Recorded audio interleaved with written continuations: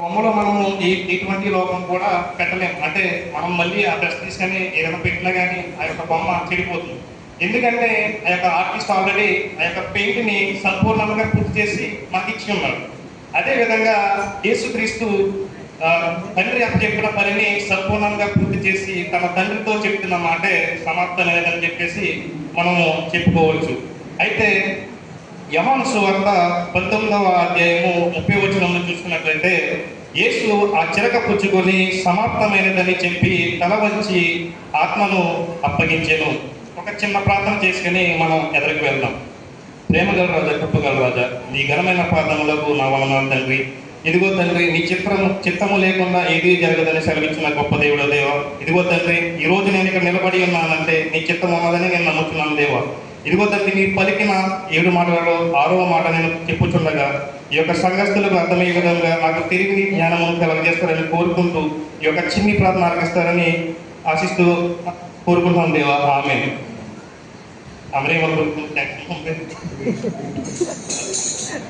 అయితే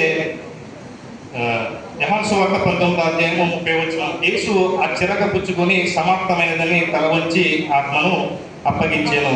అయితే దేవుడు ఈ యొక్క మాటను ఏ పరిస్థితిలో చెప్తున్నాడంటే సిలువలో వేలాడుతూ చెప్తున్న మాట ఇది. సమాప్తమైనదని చెప్పేసి తన తండ్రికి చెప్తూ ఉన్నారు. అయితే మీకు అర్థమైన విధంగా ఒక చిన్న కథను మీకు చెప్తున్నాను. అది ఏమిటంటే, ఒక గ్రామంలో, ఒక ఊరిలో ఒక రాణి ఉన్నదంట. అయితే ఆ యొక్క రాణి అంట ఇంకా చివరికి చావు బతుకులో ఉన్నప్పుడు తన దగ్గర ఎంతో మంది పనివారు చాలా మంది ఉంటే వాళ్ళతో అంట ఈ విషయం చెప్తుందంట. ఏమని అంటే, నేను ఎంతో డబ్బులో బతికి ఉన్నాను, ఎంత హోదాగా బతికి ఉన్నాను, కానీ చివరికి నా జీవితం ఇలా ముగిస్తుందని నేను అనుకోలేదని చెప్పేసి నా చుట్టూ ఇంతమంది పనివారు ఉన్నా కానీ నాకు సహాయం చేయడానికి ఎవరు కూడా లేదని చెప్పేసి తను ఆ విధంగా మాట్లాడుతూనే తన చివరి శ్వాస విడిచిపెట్టిందంట. అంటే మాట్లాడుతూనే తన చివరి శ్వాస విడిచిపెట్టిందంట. అయితే మన యేసుక్రీస్తు ఎంత గొప్పటి విషయం ఏంటంటే, తను చివరి విషయంలో ఉండగానే తను పలికిన మాటల్లో గొప్ప మాట ఈ యొక్క 6వ మాట.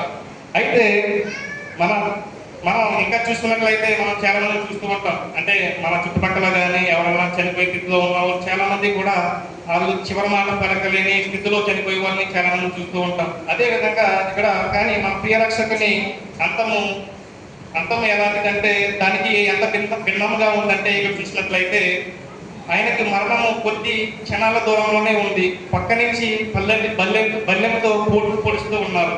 అయినా సరే ఆయన తన తండ్రికి ఆత్మను అప్పగించడానికి ఇక కొన్ని క్షణాలు మాత్రమే ఉండి ఉన్నది. ఆ యొక్క క్షణంలో